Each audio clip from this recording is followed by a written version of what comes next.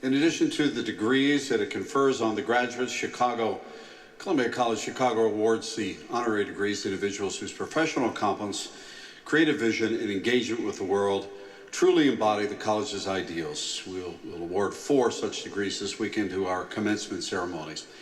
The biographies of all the honorees are printed on pages 14 and 15 of your program. I would like to ask Professor Matthew Shadona to come to the podium now, the Dean of Academic Diversity, Equity, and Inclusion and Special Advisor to the President, to introduce the distinguished individual whom we are honoring this afternoon.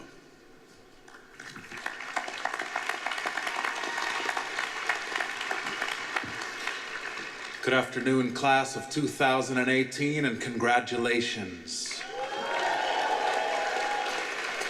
It is my distinct pleasure this day to introduce our 2018 honorary degree recipient, Mary Mitchell. Mary Mitchell was born in Clarksdale, Mississippi as the eldest of 10 children and raised here on the south side of Chicago.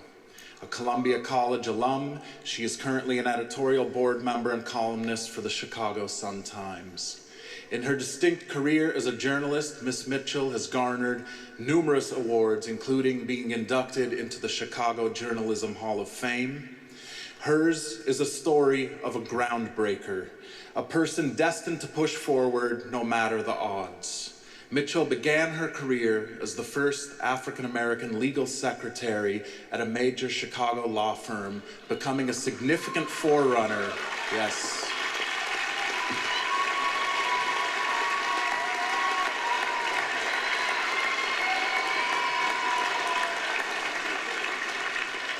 This is a distinction that makes her a significant forerunner in the ever-evolving story of American integration.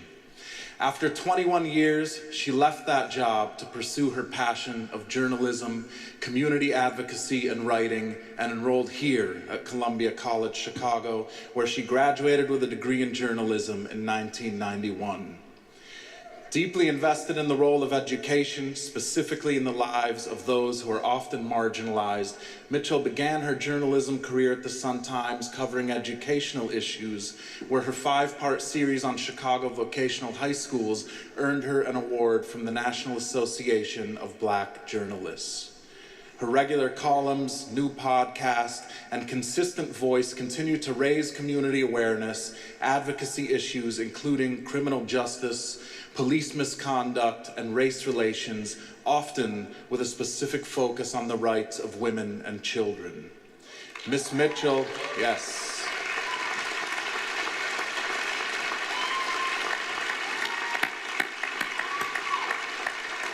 Miss Mitchell has never been afraid to take on the serious issues of the day, including several recent and poignant pieces on the Me Too movement.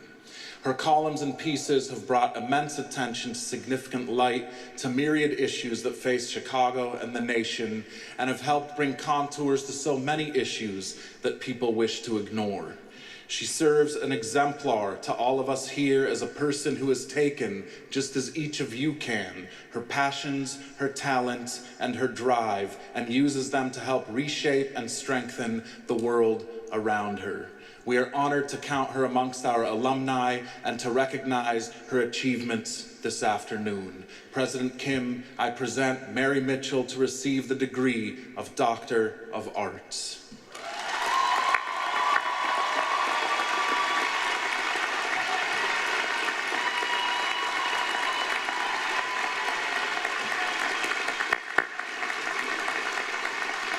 Mary Mitchell, by the authority vested in me by the Board of Trustees and with the great pride of your alma mater, I confer upon you the degree of Doctor of Arts honoris causa with all of the rights, privileges, and responsibilities pertaining thereto. Congratulations.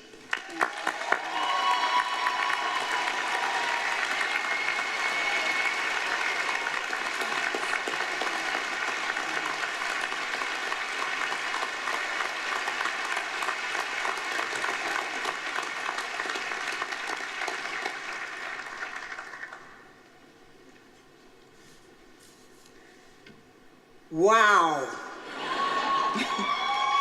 That's what I say, wow. I want to thank President Kim the Board of Trustees for this prestigious honor. Of all the honors I've received during my career, this one means the most because it comes from the place where it all started.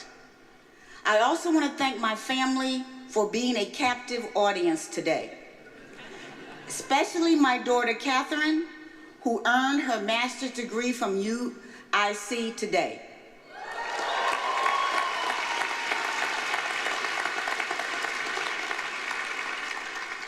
Congratulations, graduates. This is a big, big deal. You've made it. Now the hard work of putting your talents to use in a way that will bring fulfillment as well as financial success starts. As a Columbia alum, I know that the training you received in the fields of cinema and television, American Sign Language, and arts and material conservation will put you far, far ahead of your competition. After all, you've been taught by some of the best, talented, and dedicated people in your field. Maybe the rest of the world is surprised that Columbia alum Lena Waite, you know, the executive producer and creator of The Chi, is shaking up Hollywood so early in her career. But I'm sure her professors saw it coming because that is what they do. It was at Columbia that I found my life's calling when a professor teaching creative writing predicted that out of all the students enrolled in the class, he believed I was going to be the one to make it. Of course, years later, I realized he probably said the same thing to all of his students. Although I ended up switching my major from creative writing to journalism, his encouraging words boosted my morale and gave me the confidence I needed later to apply for an internship at the Chicago Sun-Times. His confidence in my abilities made me believe that despite my ripe old age of 40, my lack of newspaper experience, and my fears, that I could still realize my dreams. That's what each of the people on this stage wants for you. We want you to know your purpose and to walk confidently in that purpose. And you didn't hear this from me, but it's your parents' prayer that you will be able to quickly pay off those student loans, move into your own space, so they can begin to savor the joys of empty nesting before hearing the pitter-patter of grandchildren's feet.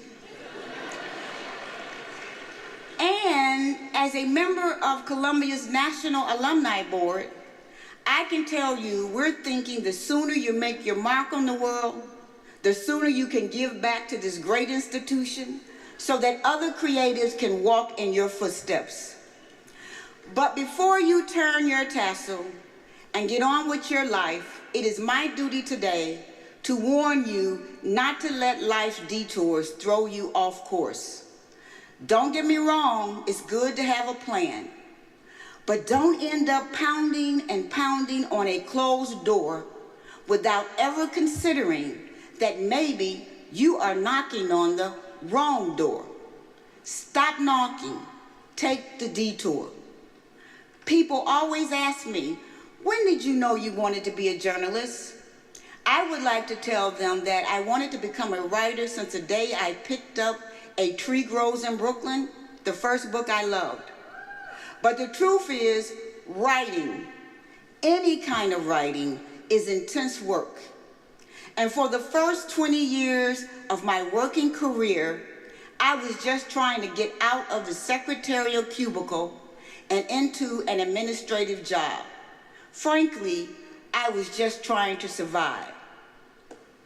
For 10 of those years, I worked directly across the street from the old Chicago Sun-Times building that is now Trump Tower, without any thought whatsoever that I could one day be among the writers that put out a newspaper every day. It took a blatant act of job discrimination. And when I say a blatant act, I'm not talking about one you gotta ask somebody, do you think that was? You didn't have to ask anybody. You knew it was a blatant act of discrimination. That's what it took for me to take the leap that took me back to college to earn a degree. And ironically, it was the kindness of a Columbia professor, P.J. Bernarski, who was an editor at the Sun-Times, who was also teaching a beginning journalism class, that opened the door for me to apply for a summer internship at the paper. He not only walked me through the process, he coached me, he encouraged me, he mentored me. And when I was selected for the internship, it gave me the confidence to walk into that office, grab my little bags and books, pack up my photos, and quit my job and become a full-time college student. It was only then, it was only that leap of faith that I began to see my real purpose. My purpose wasn't carrying coffee every day and getting a coffee pot going in the office. My purpose was not writing somebody else's memos. My purpose was not covering somebody else's butt. That was not my purpose. Little did I know that every hardship that I endured as a child of poverty would prepare me for a journalism career and develop in me an empathy for the downtrodden. Little did I know that being a single parent trying to make ends meet will prepare me for a career covering underserved and impoverished communities. And little did I know that the run-ins with bullies and the public housing complex where I grew up, and the racism I saw in the workplace, and the unfairness I witnessed in society would give me a thirst for social justice. It is that thirst that led me to become an unapologetic advocate for the voiceless.